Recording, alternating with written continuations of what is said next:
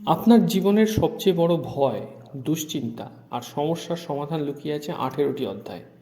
কিন্তু কেন?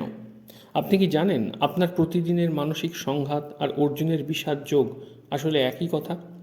এই 6 মিনিটে জানুন কিভাবে শ্রীকৃষ্ণের একটি কথা বদলে দেবে আপনার চিন্তাভাবনা। ভিডিওটি শেষ পর্যন্ত দেখলে আপনি আপনার জীবনের সবচেয়ে কঠিন ডায়লেমার উত্তর খুঁজে পাবেন।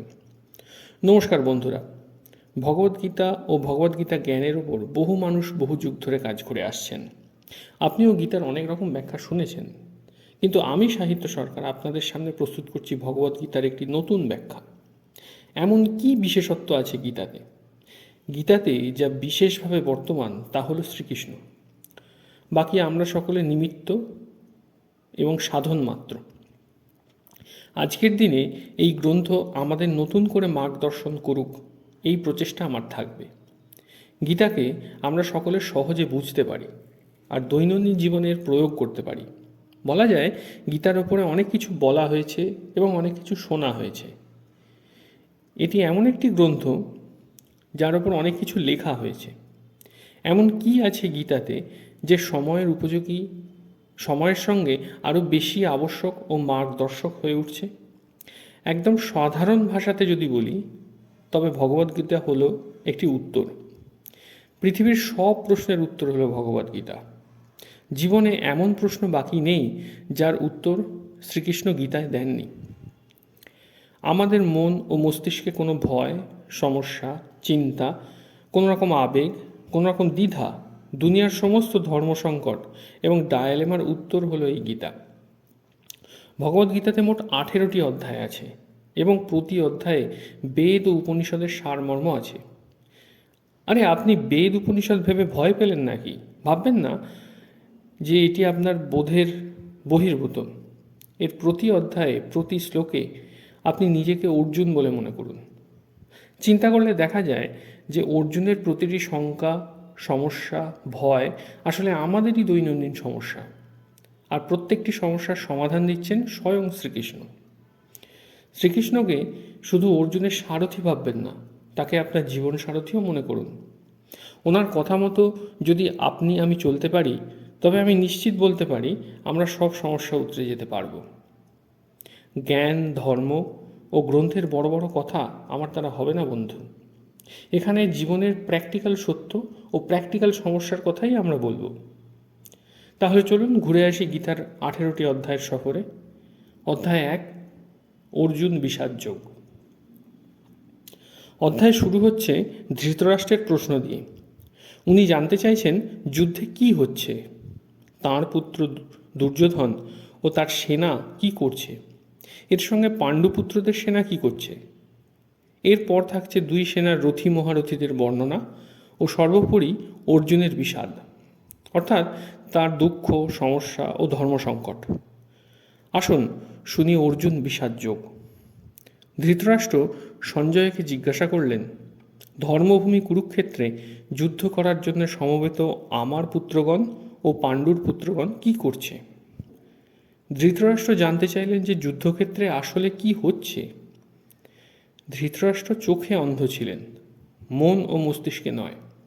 তিনি জানতে চাইলেন যে তিনি জানতেন যে তিনি ধর্মের সঙ্গে ছিলেন না, কারণ ধর্ম তো সেখানে যেখানে শ্রীকৃষ্ণ বিরাজ করছেন। নিজ পুত্র মোহতে তিনি শান্তির পরিবর্তে যুদ্ধের পথ বেছে নিয়েছিলেন, কিন্তু তিনি এও জানতেন এই যুদ্ধে জয়লাভ করা এতটাও সহজ নয়।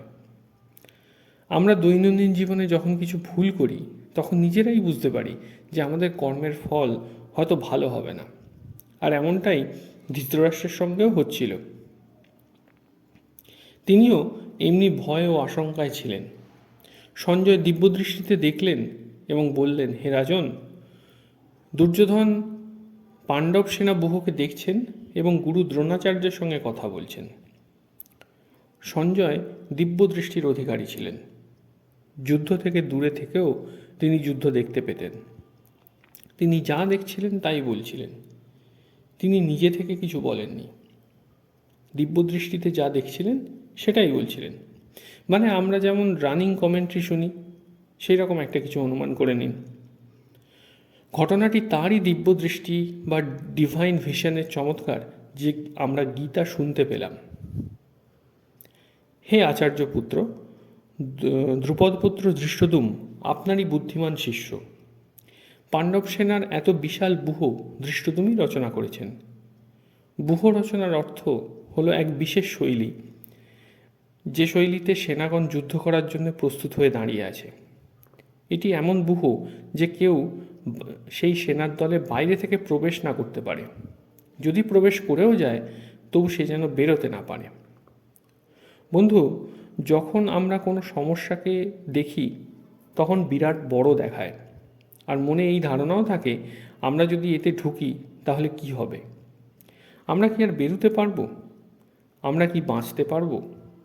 এমন চিন্তার মধ্যে দিয়ে দুর্যোধনও চলেছে। যুদ্ধ যখনই হয় তখন আমরা আমাদের সামনে দাঁড়ানো সৈন্যবাহিনীর বিচার ও পর্যালোচনা করি। দুর্যোধনও তেমনই করলেন। দুর্যোধন দ্রোণাচার্যকে বললেন, বড় বড় তীর ধনুকধারী তথা ভীম, অর্জুন, বীর সাত্যকী ও বিরাট মহারথী রাজা দ্রুপদ, ধৃষ্টকেতু ও চেকিতান তথা বলবান কাশীরাজ পুরোজিত, কুন্তিভোজ, মানবশ্রেষ্ঠ শৈব্য, যুধামন্যু, বলবান উত্তমৌজা, সুভদ্রাপুত্র অভিমন্যু এবং দ্রৌপদীর 5 পুত্র, এরা সকলেই মহারথী। এ থেকে আমরা শিখতে পারি যে শত্রু হোক বা শত্রুর মতো শক্তিশালী কোনো সমস্যা, এর সব কিছু জানা উচিত। সমস্যার সবকটি দিক সম্পর্কে আমাদের ওয়াকিফল হওয়া উচিত। এই রকম দুর্যোধনও করছেন। সম্পূর্ণ পাঠটি শোনার জন্য আপনাকে ধন্যবাদ। কমেন্ট করে জানান যে পাঠটি আপনাদের কেমন লাগলো। পরবর্তী ভিডিও খুব তাড়াতাড়ি আসতে চলেছে।